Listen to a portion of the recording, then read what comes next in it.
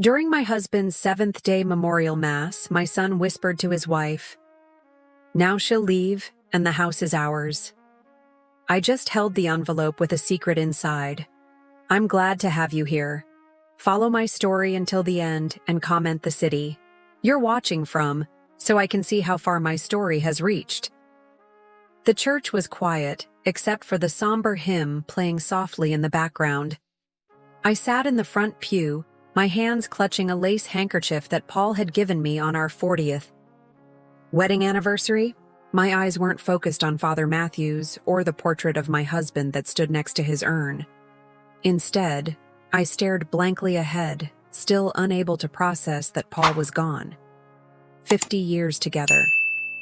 50 years of morning coffees, shared dreams, and weathering life's storms side by side.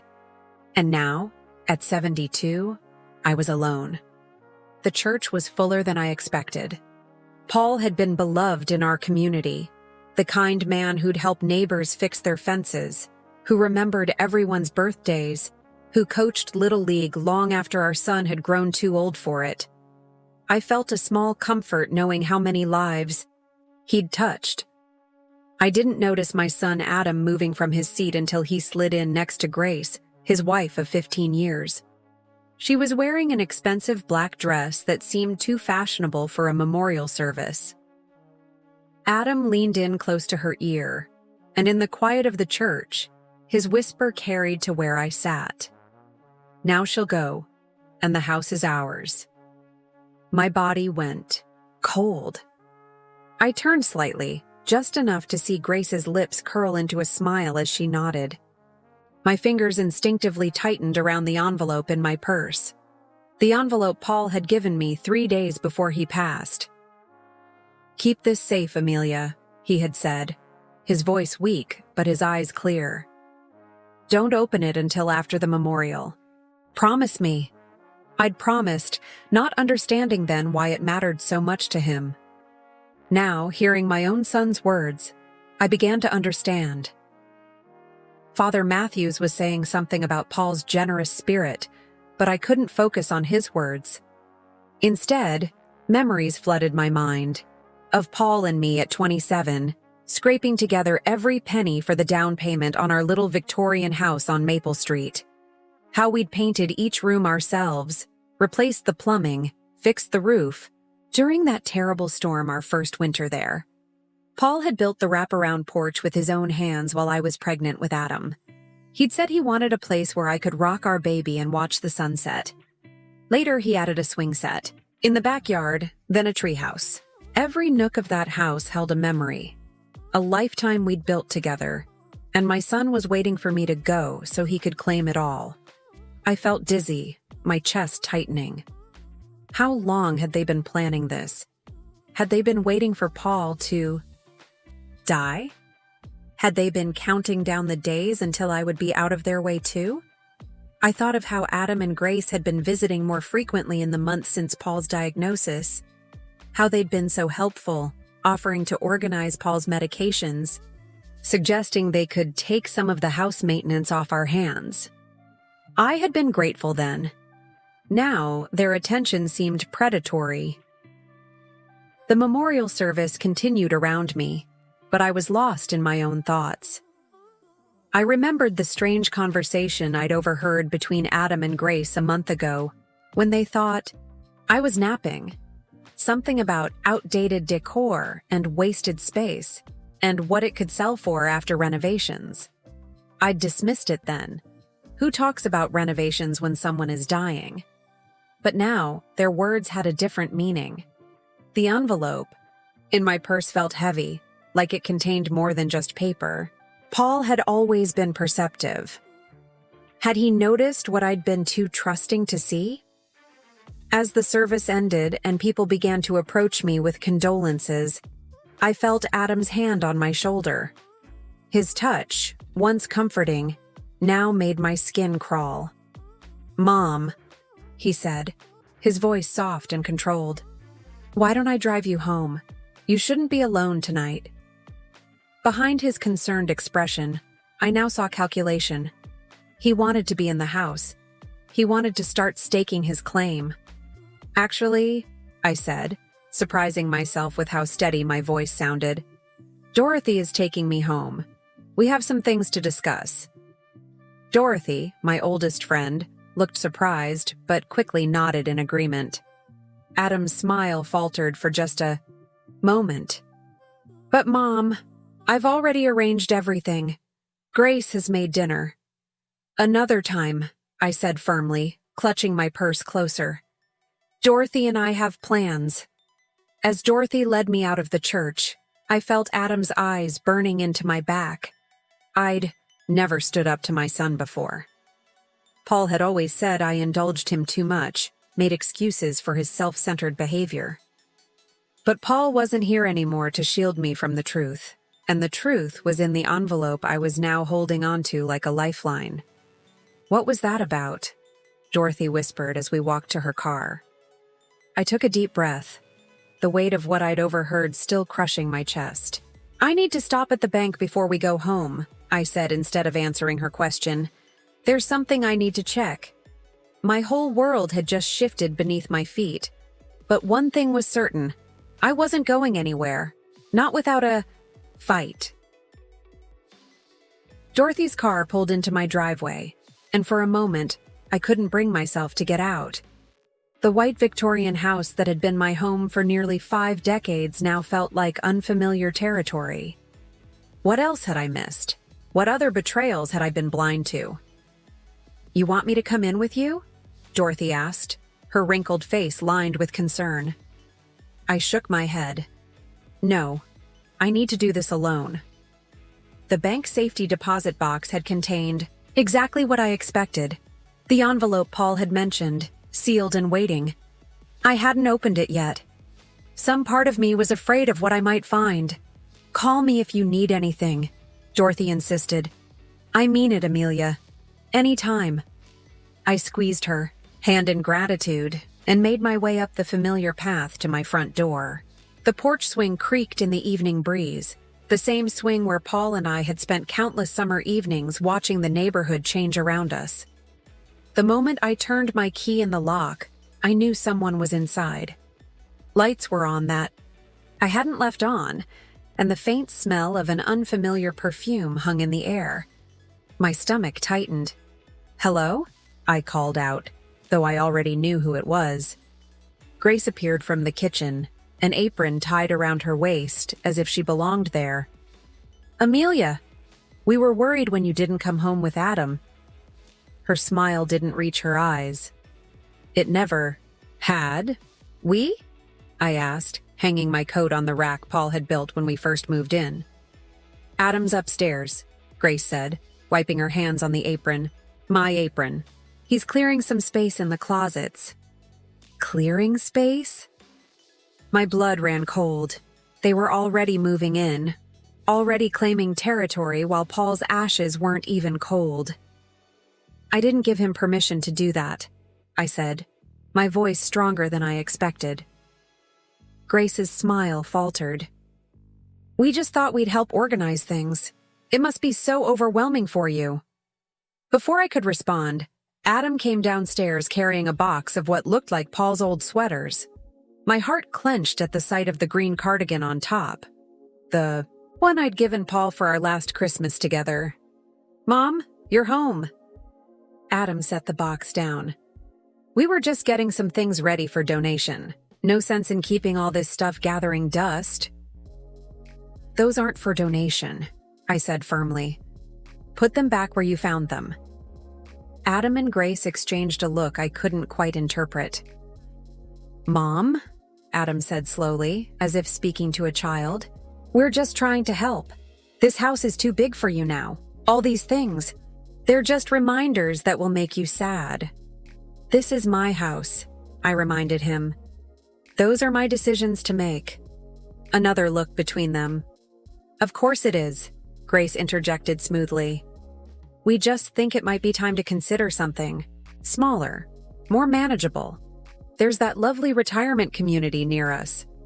I'm not moving, I said, cutting her off. And I'm tired. It's been a long day. The hint was clear, but neither of them moved toward the door. "Mom," Adam tried again, "be reasonable. This house needs work that you can't manage. The property taxes alone—" "I've managed for 50 years," I interrupted. "I'll continue to manage."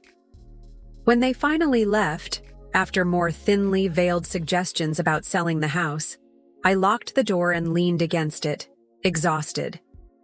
The envelope in my purse seemed to burn through the leather. In the quiet of my living room, our living room, I finally opened it. Inside were several documents, neatly organized with post-it notes in Paul's handwriting. The first was the deed to the house, transferred solely to my name. The second was a bank statement for an account I didn't know existed, with a balance large enough to maintain the house for years. The third was a handwritten letter. "My dearest Amelia, if you're reading this, I'm gone, and I'm sorry for that. More sorry than I can say. But I'm not sorry for what I'm about to tell you. I've suspected for some time that Adam and Grace have been waiting to claim our home. I overheard them discussing their plans months ago, how they would convince you to move into assisted living, how they would renovate and possibly sell our home for a profit. I confronted Adam about it. He denied everything, of course, but I saw the truth in his eyes. Our son has changed, Amelia. Or perhaps he was always this way, and I never wanted to admit it. I've made arrangements to protect you. The house is now solely in your name. I've also set aside money in a separate account that Adam doesn't know about. The details are in these documents. I know you'll be hurt by this revelation. I debated whether to tell you at all. But you deserve to know the truth, and you deserve to be protected. Fight for our home, Amelia. It's not just wood and plaster. It's our life together. Every scratch on the banister, every worn floorboard, every rose in the garden tells our story. And remember, you are stronger than you think. All my love, forever and always, Paul. Tears streamed down my face as I read his words. Even from beyond, Paul was protecting me. He'd seen what I had been unwilling to see, the growing entitlement in our son, the calculating gleam in Grace's eye when she looked around our home. I folded the letter carefully and held it to my chest. The house seemed to settle around me, familiar and safe, despite the earlier invasion. In the silence, I could almost hear Paul's voice. "Stand your ground, Amelia." And I would. Tomorrow, Adam and Grace would discover that their plans weren't going to unfold as easily as they had imagined. Tomorrow, they would learn that the quiet, accommodating mother they thought they knew had disappeared along with their father. But tonight, I allowed myself to grieve, not just for Paul, but for the son I thought I had raised and the family I thought we were. The morning after the memorial service, I woke to the sound of a car door slamming in my driveway. I glanced at the clock, 7:30 a.m., too early for casual visitors. From my bedroom window, I watched Adam and Grace emerge from their shiny SUV, their determined strides telling me everything I needed to know about this unannounced visit. I quickly dressed, tucking Paul's letter into my pocket. By the time I made it downstairs, they were already letting themselves in with the spare key I'd forgotten they had. "Mom?" Adam called out, his voice overly cheerful. "We brought breakfast." I entered the kitchen to find Grace unpacking bakery, containers on my counter acting as if she owned the place. When she saw me, her smile appeared, polished and practiced. "Amelia, we thought you could use some company. And look, we brought those almond croissants you like." "I don't like almond croissants," I said quietly. Paul did. An awkward silence fell. It was such a small thing, but it told a larger story.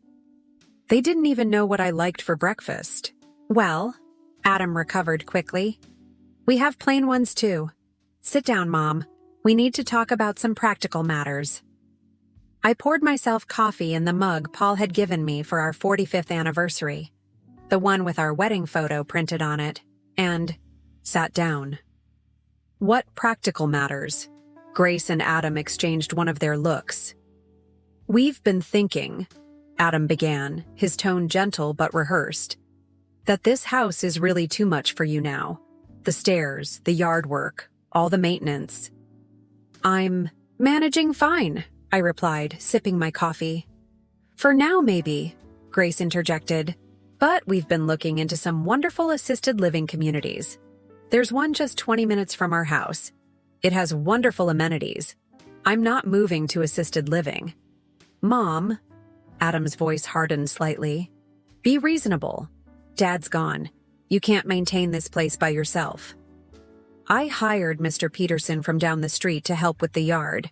And for your information, I've been handling the bills and household repairs for years. Your father's hands were too arthritic near the end. This seemed to surprise them.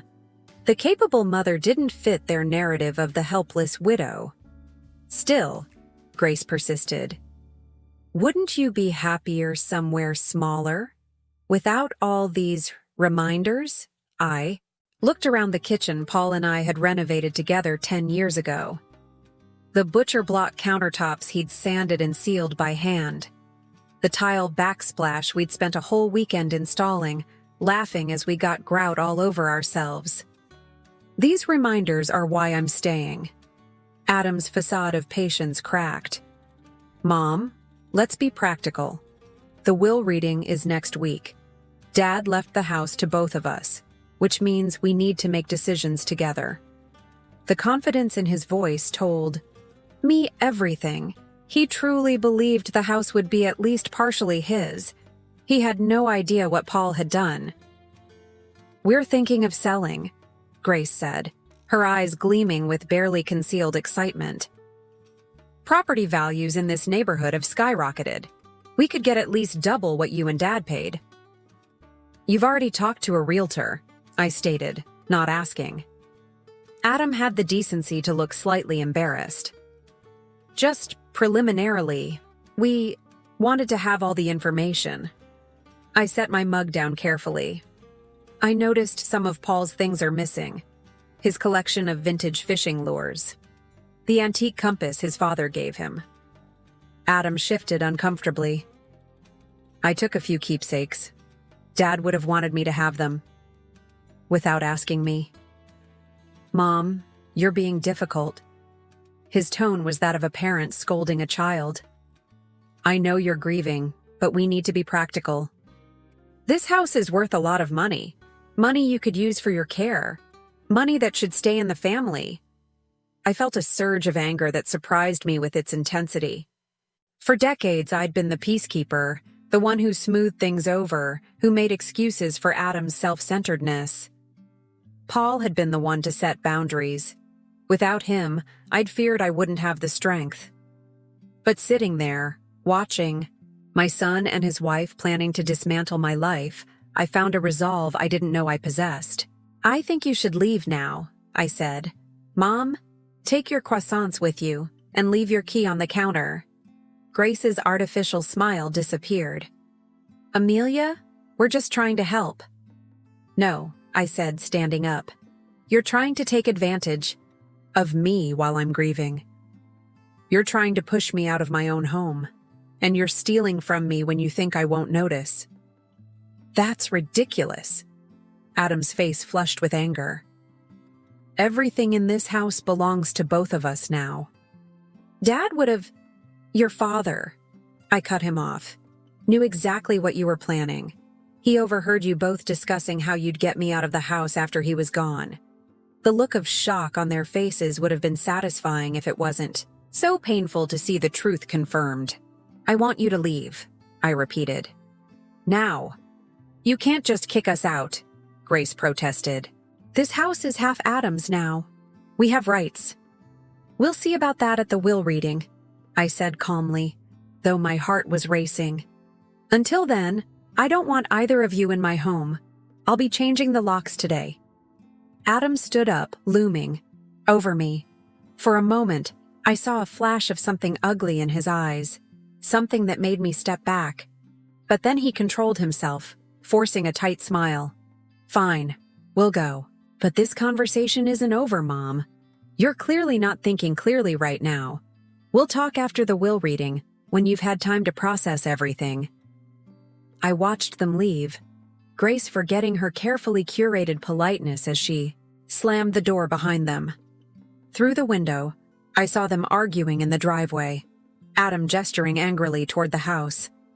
Only when their car disappeared down the street did I allow my hands to shake, the adrenaline leaving me in a rush. I leaned against the counter, suddenly exhausted. I did it, Paul, I whispered to the empty kitchen. I stood my ground. But this was just the beginning. The real battle would come at the will reading, when Adam discovered that his plans had been thwarted before they began. True to my word, I had the locks changed that afternoon. The locksmith, a young man with kind eyes, didn't ask questions, but I explained anyway. My husband recently passed. It's time for new locks. He nodded, understanding in his eyes. I did the same for my grandmother after my grandfather died. Peace of mind matters. Peace of mind.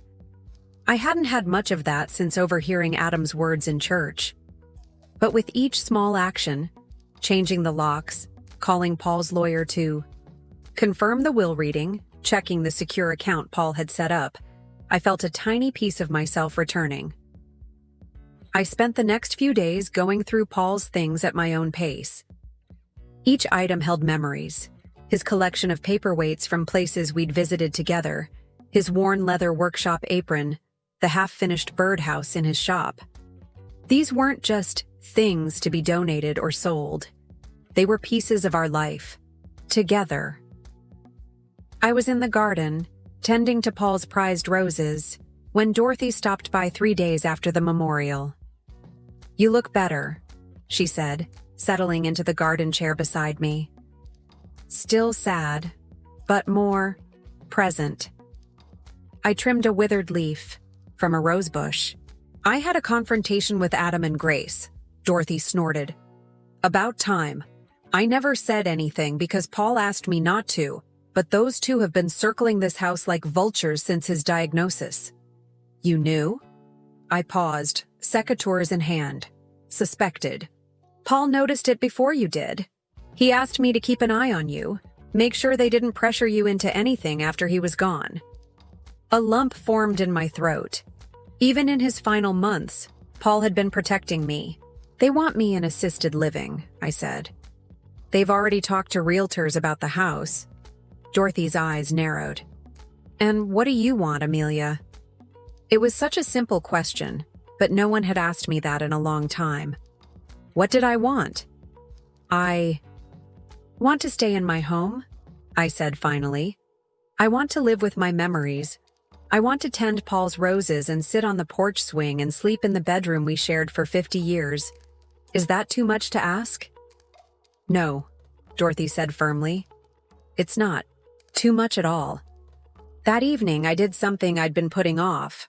I called my daughter Sarah in Arizona. Unlike Adam, Sarah had never shown interest in the house or Paul's assets. She'd built her own life, her own success, calling regularly but visiting rarely. "Mom," her voice was warm through the phone. "How are you holding up?" "I've been better," I admitted. "Sarah, there's something I need to tell you about Adam and the house." I explained everything: the overheard conversation, Paul's letter, the confrontation in the kitchen.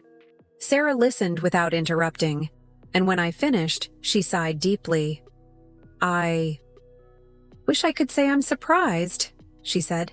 "Adam's always wanted what comes easiest." "You knew too." I felt a flicker of hurt that everyone had seen what I'd been blind to. "Mom, Adam's been talking about when the house is his for years. I thought you and Dad had promised it to him or something." "We never did." My voice cracked slightly. "This was always going to be our home until we were both gone. Then, yes, I assumed both of you would inherit it equally.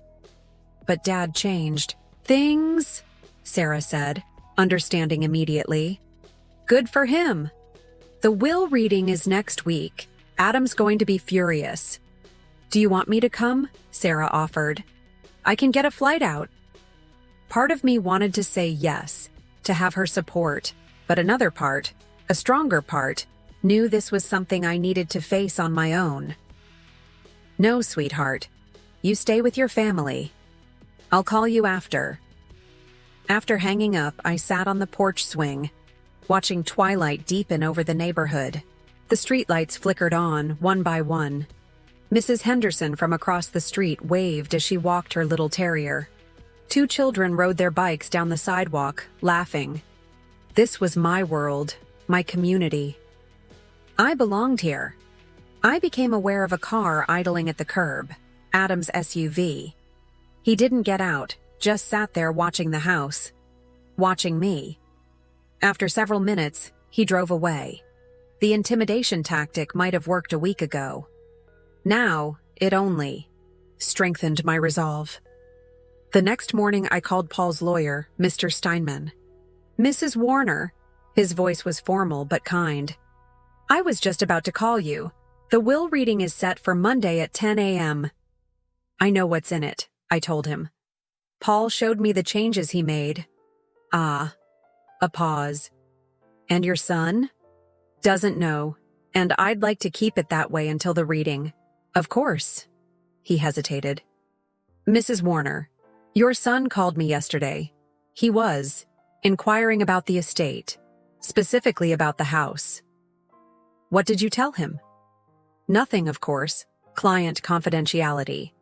But he seemed quite certain that the house would be jointly inherited. I clutched the phone tighter. He's in for a surprise. Yes, Mr. Steinman agreed. He is. Mrs. Warner, Amelia, if you're concerned about any difficult reactions, we can arrange to have security present. The fact that he was suggesting this told me everything about how he expected Adam to react. No, I said after a moment's consideration. No security. This is family business. As you wish. I'll see you Monday. The weekend stretched before me, and for the first time since Paul's passing, I felt a sense of purpose. I spent Saturday cleaning out Paul's workshop, organizing his tools, running my fingers over the projects he'd never finish. I wasn't erasing him. I was honoring him, making space for him to remain present in a different way. On Sunday, I planted new roses in the garden, a variety called New Beginnings that the nursery owner assured me would bloom beautifully come spring. As I patted the soil around each plant, I felt Paul's presence so strongly it brought tears to my eyes. I miss you, I whispered. But I'm standing my ground, just like you asked. That night, I slept better than I had since his death. In the morning, I dressed carefully in a blue dress Paul had always loved, ate a proper breakfast, and drove myself to Mr. Steinman's office. Adam and Grace were already there, dressed as if for a business meeting. Grace's smile was back in place, Adam's expression carefully neutral. They hadn't expected me to arrive alone. Mom? Adam greeted me with a kiss on the cheek that felt like a formality. How are you doing? Better, I said truthfully. Much better.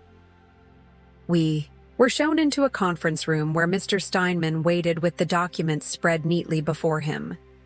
Shall we begin? He asked, meeting my eyes briefly. I nodded, my heart racing but my resolve firm. The time for hiding was over. Let the truth come out. Mr. Steinman cleared his throat and adjusted his glasses, his experienced eyes taking in the tension around the conference table. Before we begin, he said, I want to clarify that I was Paul Warner's personal attorney for over 30 years. The documents I'm about to read reflect his explicit wishes, finalized 3 months before his passing. Adam nodded impatiently. Yes, yes. Can we proceed?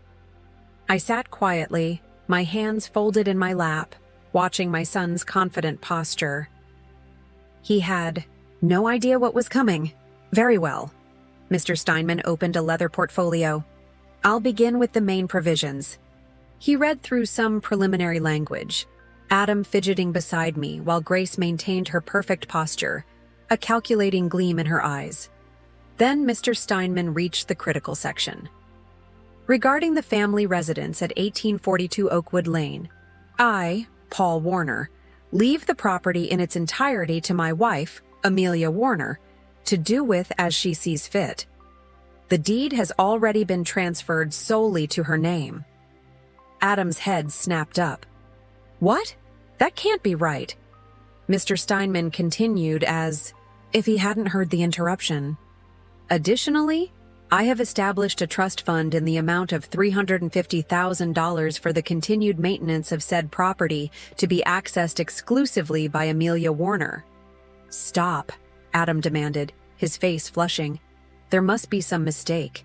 The house was supposed to be split between Mom and me. Mr. Steinman looked at him calmly. There is no mistake, Mr. Warner. Your father was very clear in his instructions. Let me see that. Adam snatched the document from the lawyer's hands, his eyes scanning frantically. Grace leaned in beside him, her perfect mask slipping to reveal shock and displeasure. This is dated 3 months ago, Adam said accusingly. Dad was already sick then. He wasn't thinking clearly. This can't be legally binding. Your father was of completely sound mind, Mr. Steinman replied firmly. I personally verified his mental competence, as did his physician. There are signed statements to that effect. Adam turned to me, betrayal written across his face. Mom, you can't let this stand. Dad always intended for the house to pass to me. Eventually, you know that. I met his gaze steadily. Your father never made any such promise, Adam. But we had plans. We were going to... He stopped abruptly, realizing what he was about to reveal. Going to what? I asked softly. Renovate? Sell for a profit? Move me somewhere more suitable? Adam's expression confirmed everything.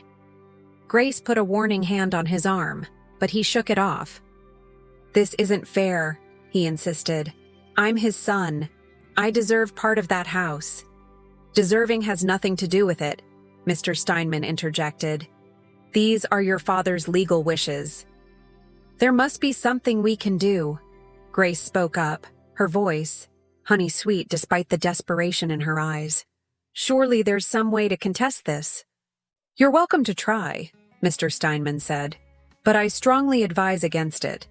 Mr. Warner's wishes are clearly documented, and he left specific instructions about why he made these changes. He pulled another document from his folder. Adam's face paled. What is that?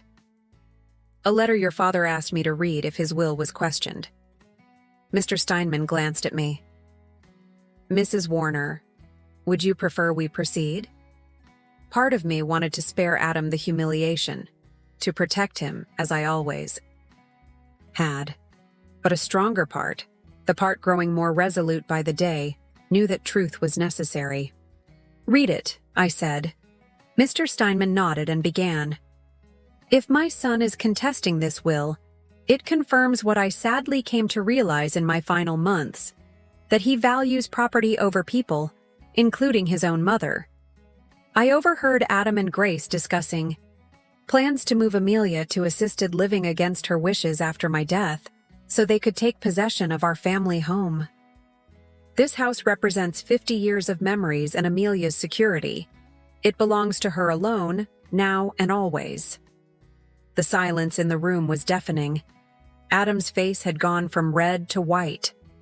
You spied on us? He finally managed.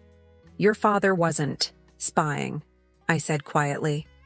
He was sitting on the back porch when you and Grace were in the garden, discussing your plans quite openly. You never noticed him there. Adam stood up so abruptly his chair nearly toppled. This is ridiculous. We were just talking about possibilities, about what might be best for everyone. Dad completely misunderstood. Did he? I asked. Adam, you've already consulted realtors. You've talked about the house's value. You've suggested assisted living facilities to me repeatedly since the memorial. How is that a misunderstanding? Grace tugged at Adam's sleeve. Perhaps we should discuss this privately, she hissed. There's nothing to discuss, I said. The house is mine. It will remain mine. You're welcome to contest the will, but it will only waste your money and drag our family's private business through public courts. Adam stared at me as if seeing me for the first time. Perhaps he was. For years I'd been the accommodating mother, the one who smoothed things over, who never confronted him about his selfish behavior. Paul had been the boundary setter. Without him, Adam had assumed I would be easy to manipulate. Dad always favored you, he said bitterly. He never thought I was good enough. The accusation stung, but I recognized it for what it was, a desperate attempt to deflect and manipulate.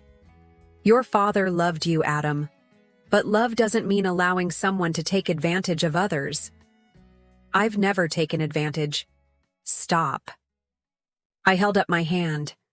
I heard you in church at Paul's memorial service. Now she'll go, and the house is ours. Those were your exact words. Adam's face went slack with shock. I hadn't told him I'd overheard that particular betrayal.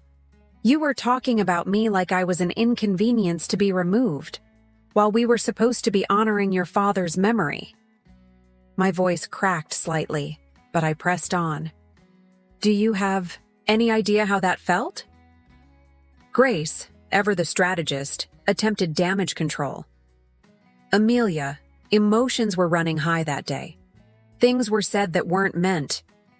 Enough, I said. I'm not interested in excuses.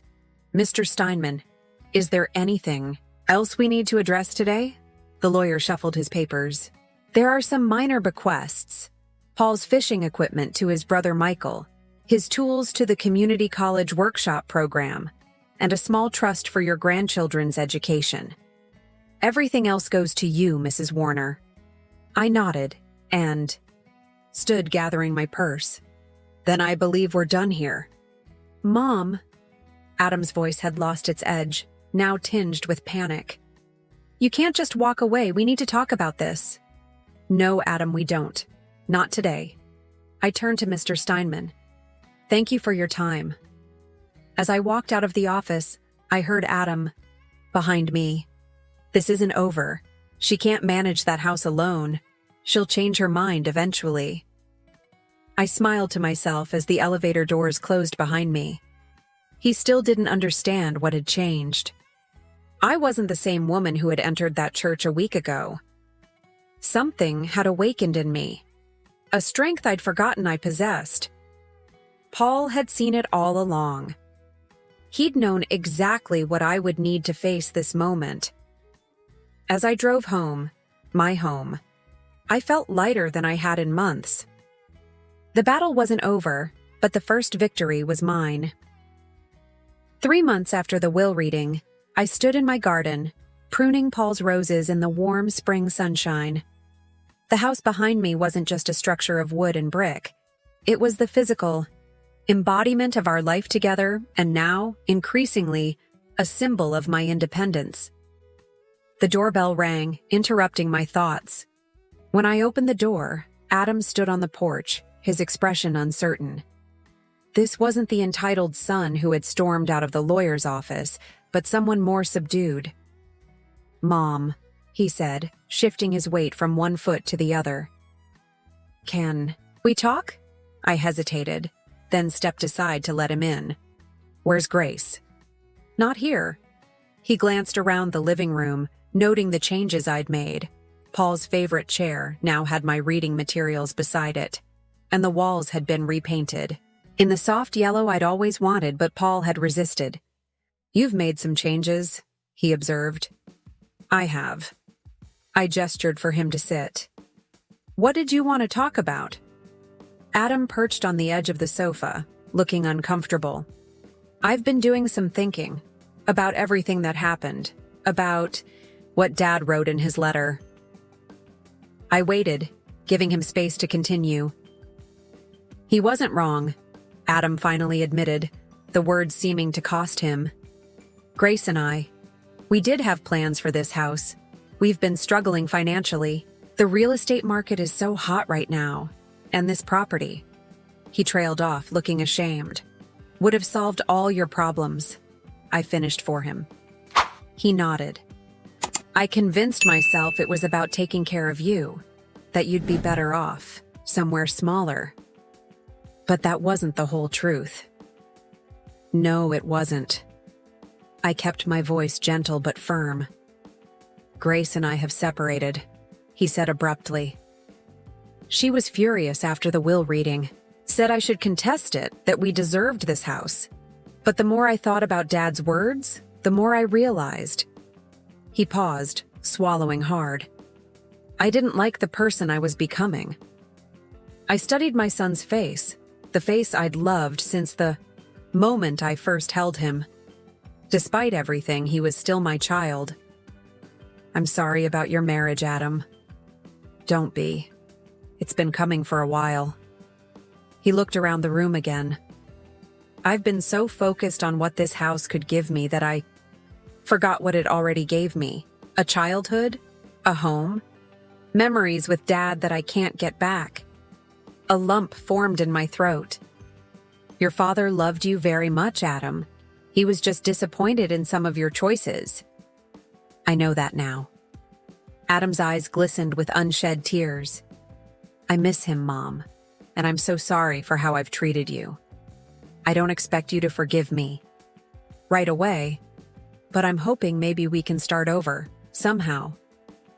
I'd spent weeks cycling through anger, hurt, and disappointment. I'd mourned not just for Paul, but for the relationship with my son I thought I'd lost. Now, faced with his genuine remorse, I felt something I hadn't expected. Hope. I'd like that, I said softly. But things will be different, Adam. I'm different now. He nodded. I can see that. It looks good on you. We talked for 2 hours that day. Really talked, in a way we hadn't in years. About Paul, about the house, about Adam's failing marriage and financial struggles. He didn't ask for money, and I didn't offer. That boundary remained clear. But by the time he left, something had shifted between us. Not forgiveness exactly, but a path toward it. The following weekend, Adam returned with work gloves and toolbox, offering to help with the repairs Paul had left unfinished. We worked side by side on the back porch steps, and though our conversation was mostly practical, the silent companionship felt like the beginning of healing. Summer arrived, bringing with it an unexpected opportunity. Dorothy's daughter, a travel agent, mentioned a senior tour group heading to Italy in September. You should go, Dorothy insisted over our weekly coffee. Paul always talked about taking you to Venice. I can't just leave, I protested. The house will still be here when you get back, Dorothy cut me off. Besides, Adam's been helping with the maintenance, hasn't he? Let him look after things while you're gone. The idea took root and blossomed. 2 weeks in Italy, the trip. Paul and I had always planned for someday, a someday that never came. I booked the tour, feeling both terrified and exhilarated. Adam's reaction surprised me. You should absolutely go, Mom. Dad would have wanted you to. Are you sure you don't mind checking on the house? I'd be honored. He hesitated, then added, Actually, I've been meaning to talk to you about something. I found an apartment nearby, just 10 minutes from here. I thought it might be nice to be closer, to help out more. I studied his face, searching for hidden motives, but found only sincerity. Something in me softened further. I'd like that. The night before my departure for Italy, I sat on the porch swing, a small box in my lap containing some of Paul's ashes. I'd decided to take a portion with me, to leave in Venice as we had always planned. I'm taking you with me after all, I whispered to the box. Just not in the way we imagined. Adam arrived early the next morning to drive me to the airport. As we pulled away from the house, I felt a momentary pang of anxiety. "It'll be fine, Mom," Adam reassured me, correctly reading my expression. "I'll take good care of everything until you're back." At the airport, he helped with my luggage, then surprised me with a guidebook of Italy. "I found this in Dad's desk," he explained. "He must have been planning your trip already. There are some places marked." I clutched the book to my chest, deeply moved. "Thank you for finding this. Have an amazing time, Mom. Take lots of pictures." He hugged me, a real hug, not the perfunctory embraces of recent years. "I love you." "I love you too," I replied, meaning it despite our complicated history. 2 weeks later, I stood on the Rialto Bridge in Venice, the city of water and light spread before me like a dream. In my hand, I held the small container of Paul's ashes. The tour group had moved ahead, giving me this private moment. "We made it, Paul," I whispered. "Just like we always said we would." I opened the container and let a small portion of the ashes drift into the Grand Canal, watching as they were carried away by the currents of one of the most beautiful cities in the world. In that moment, surrounded by the beauty we had always dreamed of seeing together, I felt Paul's presence more strongly than I had since his passing, not as a ghost or spirit, but as the part of him that would always live within me, in my memories, my strength, and the love we had shared for 50 years. I returned home renewed, with hundreds of photographs and a heart full of experiences to sustain me through the coming years. The house welcomed me back, solid and unchanging, yet somehow different, just as I was different. Adam had kept his word. The house was immaculate, the garden tended, even Paul's roses thriving under his care. He'd fixed the loose banister on the stairs and repainted the garage door, things Paul had planned to do before he became ill. "Welcome home, Mom," he said, helping me with my luggage. "How was Italy?" "Everything we dreamed it would be," I replied, stepping back into my house, my home, with a newfound peace. Let me tell you all about it. That evening, as twilight settled over the neighborhood, I sat on the porch swing, listening to the familiar creaks and watching fireflies dance in the garden. The house around me held 50 years of memories, some joyful, some painful, all precious. Paul had known what he was doing when he left me this house. It wasn't just about the property or its value. It was about preserving the life we had built together while giving me the space to create something new from it. I was 72, a widow, but my story wasn't over. It was simply turning to a new chapter, one that I would write for myself, with the strength Paul had always seen in me, even when I couldn't see it myself.